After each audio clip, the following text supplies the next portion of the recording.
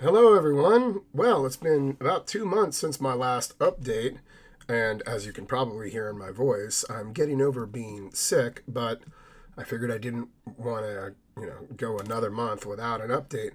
So here we are. It's April 6th, 2025.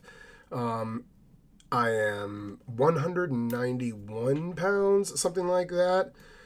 But I'll talk about that in a second. So that's great. That's great because when I started November, when I started going to the gym and started paying attention to things, that was November 13th, 2023. That's when I officially joined the gym. And that's when I'm tracking like when I started my diet and exercise, basically overall. And at that time, I was 295. So I'm over 100 pounds down since I started my fitness journey, since I changed my life. It's a better way of putting it. I still want to lose more weight, but this is actually even quicker than I thought because I was 205 or so just like a month and a half ago, and I was hoping to get to 185 by summer. The thing is, I was creeping down at a reasonable rate. I don't want to drop it too much, too quick. I am trying to build muscle at the same time, but over the last week and a half, last week I got sick and it I lost a lot of weight. I lost something like close to 10 pounds over the course of a few days. And I haven't really put it back because I haven't been going back to the gym, although I have been drinking plenty of water and putting in the calories. There were a couple days last week where I barely ate. I think one day I had something like 800 calories, and the next day I had something like 1,500, which for me is quite low. Maintenance for me is 3,000, although I almost never eat that. I will be eating that today because it's my cheat day. My cheat days are when I eat maintenance. All other days I eat about a 500 calorie deficit. So usually I eat 2,500 calories or fewer. 24 to 2,500 calories is where I try to be, with close to 200 grams of protein. Uh, Now, in the weakened state that I was, I didn't really pay attention to that. I just ate whatever I thought I should eat. In fact, I normally only allow myself a soda once a week, and I've been pretty good about just like going the week and been like, whatever, I don't even need it. It's Sunday, but I'm not going to have it because I don't care. But last week, being sick, I had a bunch of mini cokes, and I had like one. I had two during the week when I normally wouldn't have them, but I was sick, and I needed a couple calories. It felt amazing. I didn't fall off the wagon and start drinking soda every day, so I'm okay with that. And there's a lesson there that if you discipline yourself long enough with something, you probably can trust yourself to a certain extent. You don't want to live in fear of your own cravings for the rest of your life.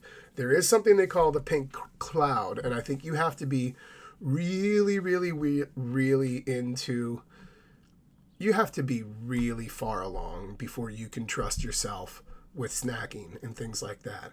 So the pink cloud, they talk about this with addicts, which is like with when the addict quits smoking or maybe something even more serious or drinking, and you quit for like a couple weeks or a month, and you get on this cloud because you feel great and you're like, I beat it. You know what, I'm so over the cravings. Somebody offers you a cigarette and I could just have one, and then you have that one, and it turns out that one just unleashes all the addiction again, and you're right back to being a pack a day smoker, or whatever your vice is. I quit smoking about 10 years ago, so that would be the one for me. And I tried several times before I ultimately quit. I can talk about that in another video. But the same logic applies with eating for a lot of people. If your weak spot is candy or sodas, and you've been eating them every day and you want to wean yourself off of them, you may want to just like get rid of them entirely, and you may not be able to trust yourself to have a snack, a little taste once in a while. It depends on how far along you're in. I think you got to go in some cases quite a bit before you can discipline yourself that way. But it's been a bit over a year since I broke that only once a week rule, and they were mini cokes, and I didn't slip off the wagon, so I'm okay with it. Other than that, one thing I noticed was that being in that weakened state, I decided to teach anyways. Now, it's not as dangerous as it sounds. I teach remotely.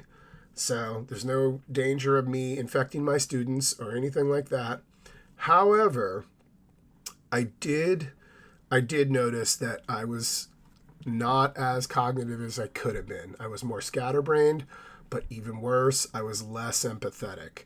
And afterwards, I realized I was more critical of my students than I normally would have been. I was much more frustrated with my students than I normally would have been. There were some issues that, any teacher would be a little bit frustrated with, but I was having trouble not expressing it. I was expressing too much of the frustration, and I was not able to express enough empathy. And it just goes to show that connection between your physical health and your mental health, and I guess, for lack of a better term, your spiritual health. Because if you're weakened physically, then you aren't able to think very clearly. And I don't know about the rest of you, but I kind of need all of that in order to care. And that might seem, weird, it doesn't, or illogical, but yeah, I need to be healthy in order to care for people. Because it takes effort. It takes some work internally. It takes some work psychologically to be empathetic. And if you're in a weakened state because you're sick, because you're under the weather, then that can affect your ability to teach. So that's a lesson. Now, I don't think I did them a disservice. I still think I did my job. I just noticed that I could have done it better. So, the advantage, again, of being able to teach remotely is that I don't have to worry about calling a sub and getting people to, phone in a lesson that I really needed to oversee myself. So there is that. But yeah, the lesson there for all of us is to remember that our physical health and our mental health and our spiritual health, they really are all wrapped up. And, if one is weak, the other's going to suffer. I would imagine that goes in the other direction as well. That if you have a negative attitude, and I really don't like thinking unscientifically about things, and this borders on unscientific in my estimation, although I'm sure that someone could find some studies to back this up, but having a negative outlook on things is bound to have a negative effect on your health. I can't see how pessimism. I can see how pessimism is certainly, because there's a difference between pessimism and skepticism. Skepticism, a healthy sense of skepticism is good, but pessimism is different, and I would imagine that is deleterious to your overall health, mental and physical.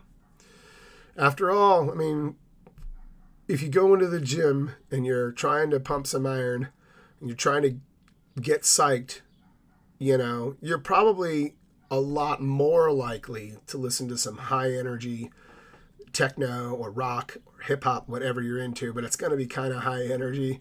I like the Smiths, but I'm probably not rocking Morrissey when I'm going to go hit my bench press. So there's a reason for that, I think. Maybe not too scientific. Love to see some studies on that. Well, anyways, a little bit of a scatterbrained approach to my update, but probably, again, symptomatic of the fact that I am still recovering from being sick. And there you go. That's my update. I'm going to try to put out some more videos that are a little bit more short form.